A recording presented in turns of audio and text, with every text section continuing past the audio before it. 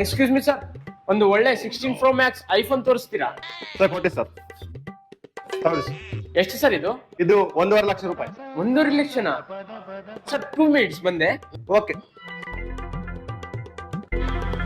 Excuse me madam, ಹಾ ಹೇಳಿ. ನಾನು ಐಫೋನ್ ತಗೋತಾ ಇದ್ದೀನಿ. ಹೌದಾ, ಐಫೋನ್ ತಗೋತಿದ್ದೀರಾ? ಅಮ್ಮ, ಇವ್ನ ಯಾರೋ ರಿಚ್ ಇದ್ದಂಗಿದ್ದಾನೆ, ಪಟಾಯಿಸ್ಕೊಬಿಡ್ಬೇಕು. ಹಾ ಹೇಳಿ.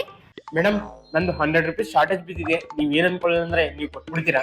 ಹಾ ಕೊಡ್ತೀನಿ, 100 ರೂಪೀಸ್ ಅಷ್ಟೇ ಅಲ್ಲ, ಕೊಡ್ತೀನಿ. ಓಕೆ, ಒಂದ್ ನಿಮಿಷ ಮೇಡಮ್. ಅಣ್ಣ, ನನ್ ದುಡ್ಡು ಇವ್ರು ಕೊಡ್ತಿದಾರೆ ನೋಡಿ.